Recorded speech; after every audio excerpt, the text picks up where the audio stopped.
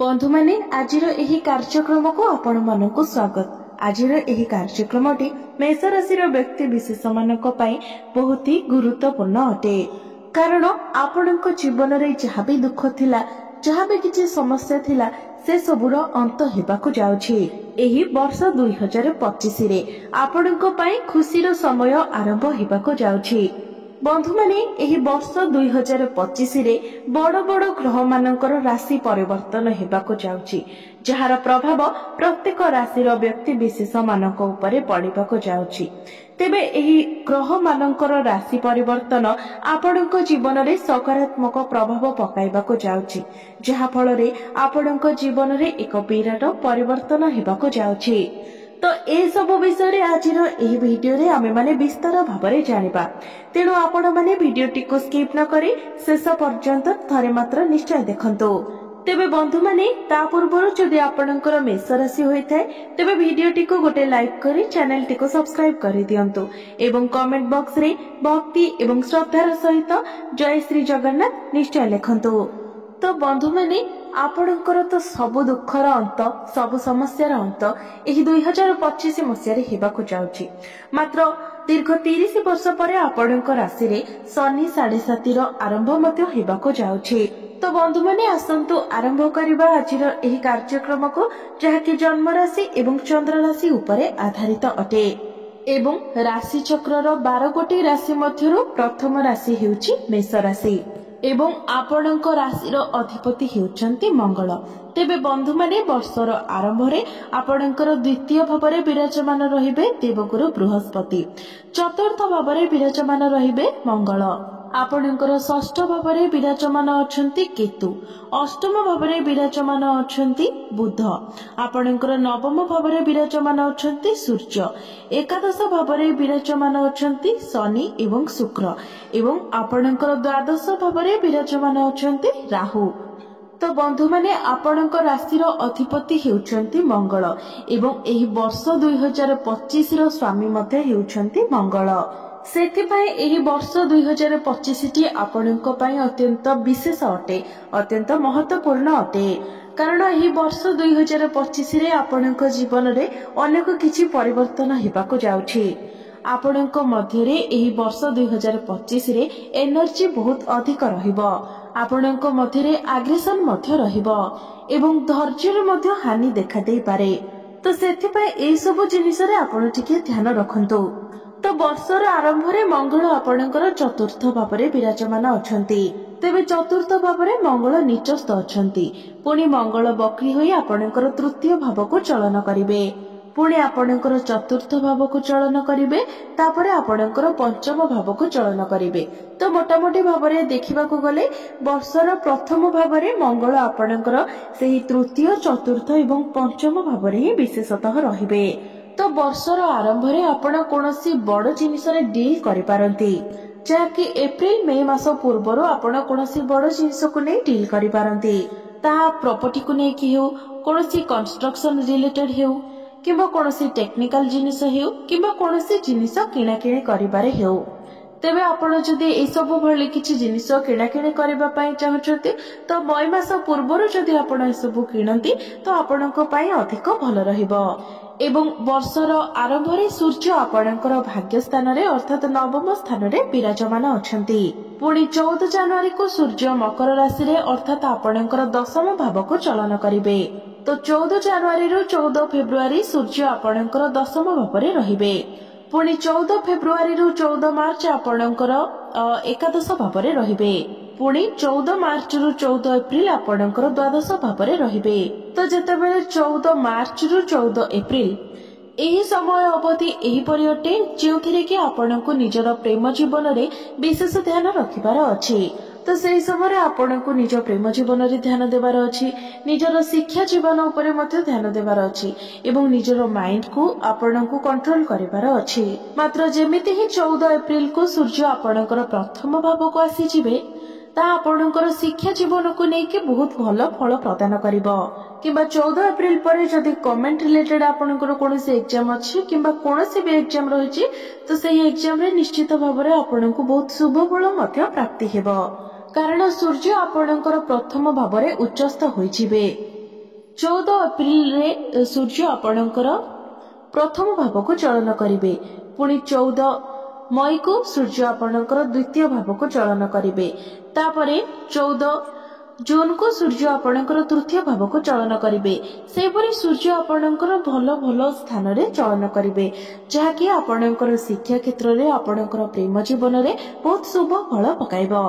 तो पाठ पढ़ा को लेकिन जदि आपण कोनोसी भी बड़ डिसीजन नेबा पाई चाहउछंती, आपण कोनोसी फॉर्म फिलअप करबा पाई चाहउछंती, कोनोसी एडमिशन नेबा पाई चाहउछंती, किबा आपणकर कोनोसी भी एग्जाम रहिछि, तो 14-15 एप्रिल परे निश्चित भाबरे शिक्षा क्षेत्र रे एही सब दिगरे आपणको शुभ फल प्राप्ति हेबो।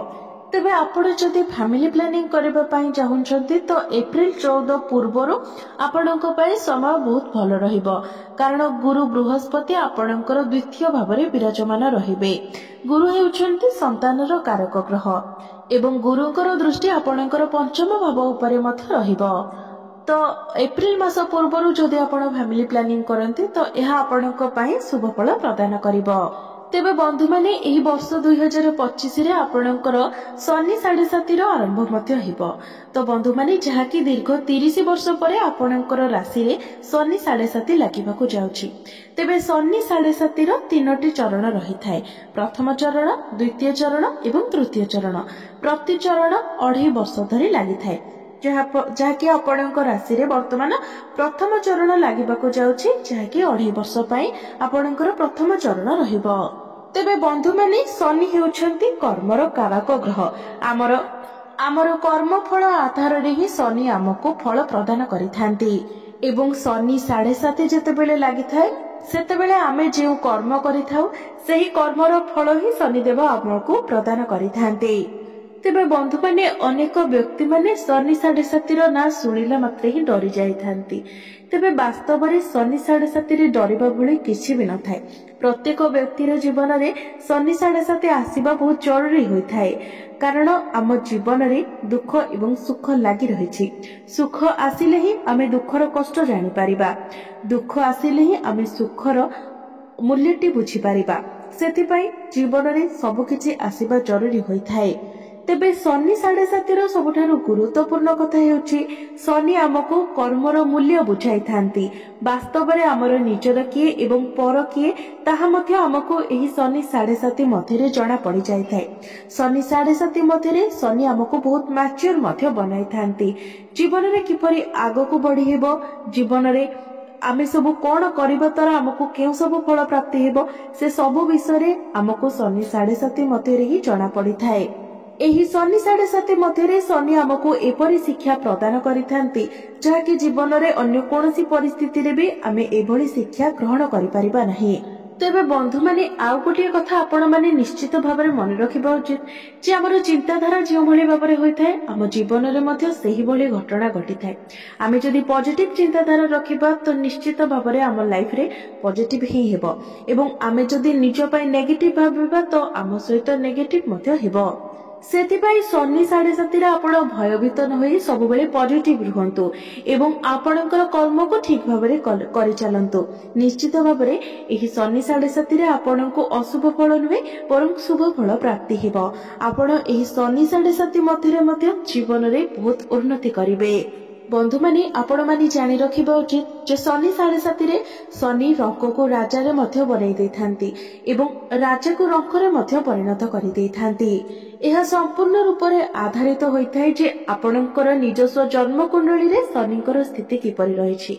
जदि आपणकर जन्म कुंडली रे शनि उच्च स्थिति रे थांती, स्वराशि रे थांती किंबा मित्र राशि रे थांती तो निश्चित भाव में शनि 7.5 आपणक पई वरदान भले साब्यस्त हेबो। मात्र जदि आपणकर निजस्व जन्म कुंडली रे शनि नीच स्थिति रे थांती किंबा कोनोसी भी खराब स्थिति रे थांती तो आपणको टिके अधिक समस्या दे गति करबाको पड़िबो। तेबे एकथा मते जानि रखिबा उचित जे आपणकर पूर्व जन्मर कर्म आधार रे ही आपणकर कुंडली रे शनिकर स्थिति रही थाए।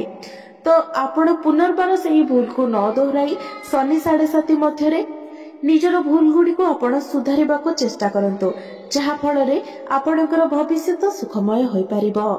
तेबे बंधु माने शनि जेतेबेले आपणकर द्वादश भाव में प्रवेश करिवे तो आपणकर खर्च किछि मात्रा रे बढ़ी पारे। ତେବେ ଯେଉଁମାନଙ୍କ କୁଣ୍ଡଳୀରେ ଶନି ଭଲ ସ୍ଥିତିରେ ଥିବେ ସେମାନଙ୍କର ଖର୍ଚ୍ଚ ଭଲ ଜାଗାରେ ହେବ, ସେହି ଖର୍ଚ୍ଚ ସେମାନଙ୍କୁ ଲାଭ ପ୍ରଦାନ କରିବ। ମାତ୍ର ଯେଉଁମାନଙ୍କର କୁଣ୍ଡଳୀରେ ଶନି ନିଜ ସ୍ଥିତିରେ ଥିବେ ସେମାନଙ୍କର ଅଯଥା ଖର୍ଚ୍ଚ ହେବ। ତେବେ ପ୍ରତ୍ୟେକ ମେଷ ରାଶିର ବ୍ୟକ୍ତିମାନଙ୍କର କିନ୍ତୁ ଖର୍ଚ୍ଚ ବଢିଯିବ। କାହାର ଭଲ ଜାଗାରେ ଖର୍ଚ୍ଚ ହେବ ତ କାହାର ଅନେସେସରି ଖର୍ଚ୍ଚ ହେବ। ଏହା ବ୍ୟତୀତ ଏହି ସମୟରେ ଆପଣ ଦୂରଯାତ୍ରା ମଧ୍ୟ କରିବେ, ବିଦେଶ ଯାତ୍ରା ମଧ୍ୟ କରିବେ ଏବଂ ଏହା ମଧ୍ୟ ଯେଉଁମାନଙ୍କର ଶନି ଭଲ ସ୍ଥିତିରେ ଥିବେ ସେମାନଙ୍କୁ ଏହି ଯାତ୍ରା ବହୁତ ଅଧିକ ଲାଭ ପ୍ରଦାନ କରିବ, ଯାହା ଫଳରେ ଆପଣଙ୍କର ଫାଇନାନ୍ସିଆଲ ଗ୍ରୋଥ ମଧ୍ୟ ହେବ। ଏହା ସହିତ ଶନି ଯେତେବେଳେ ଆପଣଙ୍କର ଦ୍ୱିତୀୟ ଭାବରେ ପ୍ରବେଶ କରିବେ ତ ଆପଣଙ୍କର ଇମ୍ପୋର୍ଟ ଏକ୍ସପୋର୍ଟର କାମ, ମ୍ୟାନୁଫ୍ୟାକ୍ଚରିଂର କାମ, ଅନଲାଇନର କାମ, ଗ୍ୟାସ୍ ପେଟ୍ରୋଲିୟମର କାମ କିମ୍ବା ଲୁହା ସହ ଜଡ଼ିତ ଯଦି କୌଣସି କାର୍ଯ୍ୟ ଆପଣ କରୁଛନ୍ତି ତ ଏସବୁ କ୍ଷେତ୍ରରେ ମଧ୍ୟ ଆପଣଙ୍କୁ ବହୁତ ଅଧିକ ଶୁଭ ଫଳ ପ୍ରାପ୍ତି ହେବ। ଏହା ସହିତ ଏହି ସମୟରେ ଆପଣଙ୍କର ଦାନ୍ତ ଜନିତ କିଛି ସମସ୍ୟା ମଧ୍ୟ ଦେଖାଦେଇପାରେ ଏବଂ ଗଳା ସମ୍ବନ୍ଧିତ ଇନଫେକ୍ସନ, ଆଲର୍ଜି ଏସବୁ ପ୍ରତି ଆପଣ ମଧ୍ୟ ଧ୍ୟାନ ରଖିବା ଉଚିତ।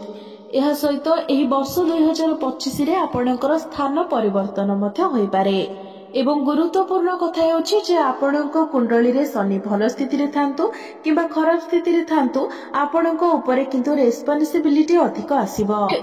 ଏବେ ଜାଣିବା ବୃହସ୍ପତି ଆପଣଙ୍କୁ କେଉଁ ଫଳ ପ୍ରଦାନ କରିବେ। ତ ମେ 2025ରେ ବୃହସ୍ପତି ଆପଣଙ୍କର ଦ୍ୱିତୀୟ ଭାବରୁ ଆପଣଙ୍କର ତୃତୀୟ ଭାବକୁ ଚଳନ କରିବେ। ସେତେବେଳେ ଗୁରୁ ଆପଣଙ୍କର ସପ୍ତମ ଭାବକୁ ଦେଖିବେ, ଯାହା ଫଳରେ ମେଷ ରାଶିର ବ୍ୟକ୍ତିମାନେ ଯେଉଁମାନେ ଅବିବାହିତ ଥିଲେ, ଯେଉଁମାନଙ୍କର ବିବାହ ହୋଇପାରୁନଥିଲା ତ ସେମାନଙ୍କର ଶୁଭ ସମୟ ଆସିଯାଇଛି। ଏହି ବର୍ଷ 2025ରେ ଯେତେବେଳେ ଗୁରୁ ନିଜର ରାଶି ପରିବର୍ତ୍ତନ କରିବେ ତ ଆପଣଙ୍କର ସପ୍ତମ ଭାବରେ ଯେତେବେଳେ ଗୁରୁଙ୍କର ଦୃଷ୍ଟି ପଡ଼ିବ ତ ନିଶ୍ଚିତ ଭାବରେ ଆପଣଙ୍କ ପାଇଁ ବିବାହ ପ୍ରସ୍ତାବ ଆସିବ ଏବଂ ବିବାହ ମଧ୍ୟ ଆପଣଙ୍କର ହୋଇଯିବ। ଏହା ସହିତ ଗୁରୁଙ୍କର ଦୃଷ୍ଟି ଆପଣଙ୍କର ଭାଗ୍ୟସ୍ଥାନ ଏବଂ ଲାଭ ସ୍ଥାନ ଉପରେ ମଧ୍ୟ ରହୁଛି। ତ ଏକାଦଶ ଭାବଟି ଆପଣଙ୍କର ଲାଭର ସ୍ଥାନ ହେବା ସହିତ ଆପଣଙ୍କର ଇଚ୍ଛା ପୂର୍ତ୍ତିର ସ୍ଥାନ ମଧ୍ୟ ହୋଇଥାଏ। ତ ଏହି ବର୍ଷ 2025ରେ ଆପଣଙ୍କର ଇଚ୍ଛା ସବୁ ମଧ୍ୟ ପୂର୍ଣ୍ଣ ହେବ ଏବଂ ଭାଗ୍ୟ ସ୍ଥାନରେ ଗୁରୁଙ୍କର ଦୃଷ୍ଟି ରହୁଥିବା ହେତୁ ଏହି ବର୍ଷରେ ଆପଣଙ୍କୁ ଆପଣଙ୍କ ଭାଗ୍ୟର ସାଥ ମଧ୍ୟ ମିଳିବ।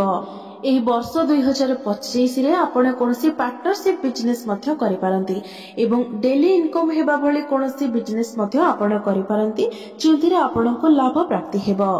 ଏହା ବ୍ୟତୀତ ଏହି ବର୍ଷ 2025ରେ ଆପଣଙ୍କର କ୍ୟାରିୟରରେ ପ୍ରମୋଶନ ହେବାର ମଧ୍ୟ ଯୋଗ ବନୁଛି। ଏହା ସହିତ ଏହି ବର୍ଷ ଆପଣ ଧାର୍ମିକ ଯାତ୍ରା ମଧ୍ୟ କରିପାରନ୍ତି।